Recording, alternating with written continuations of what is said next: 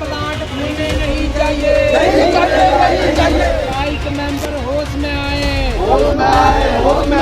Panchayat member होश में आए। गांव का जो बगीचा, पंचायत का बगीचा है, इसकी तो 1 इंच भी जमीन नहीं देंगे ना इसको।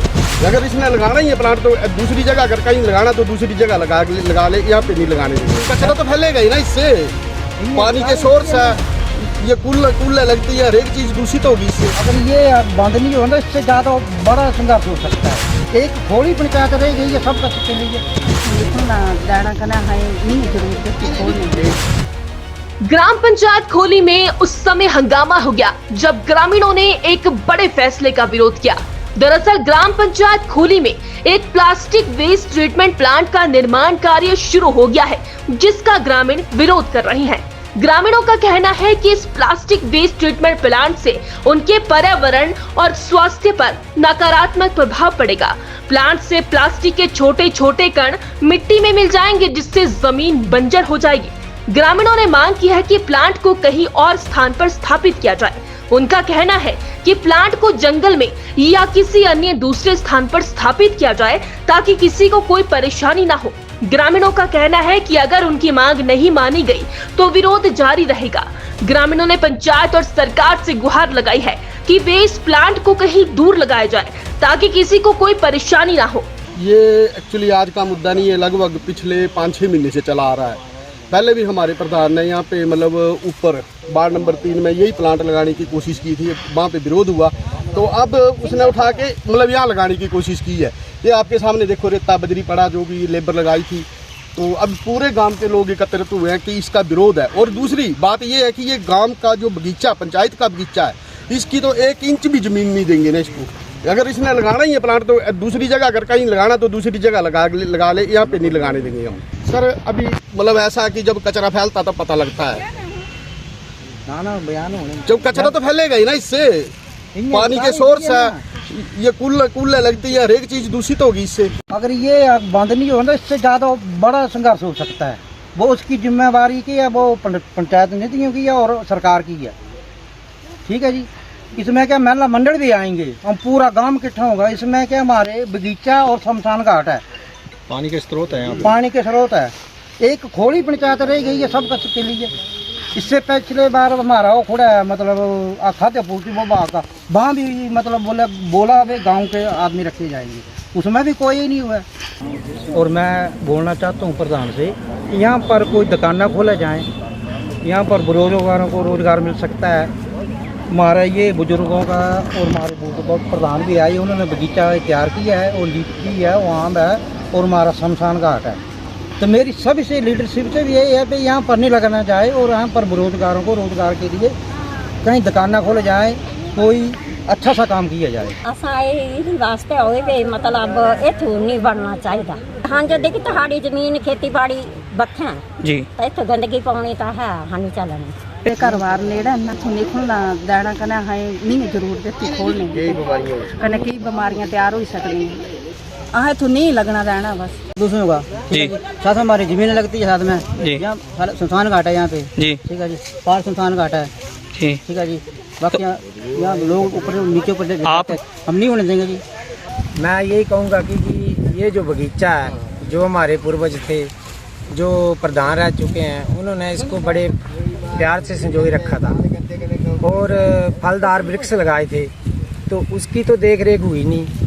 पर ये ट्रीटमेंट प्लांट लगा रहे हैं कचरा का, तो ये नहीं लगना चाहिए। और ये खेती बाड़ी के लिए है, तो खेती बाड़ी कराएं ना जी, या कोई अच्छे अच्छे पौधे लगाएं ताकि गांव को भी फ़ायदा हो और जनता भी सुखी रहे।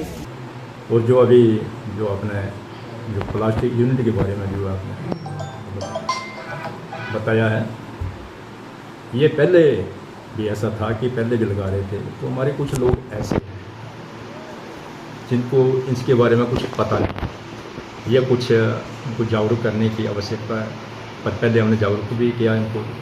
ये कोई ऐसा है, ये यूनिट नहीं है कि यहाँ पर जो कोई गंदगी पड़े, कोई गंदगी नहीं है। ये सिर्फ प्लास्टिक बेस्ड यूनिट जो है, सिर्फ प्लास्टिक, इसके अलावा कोई कुछ वहाँ पर कुछ नहीं है, कोई गंदगी नहीं पड़ेगी।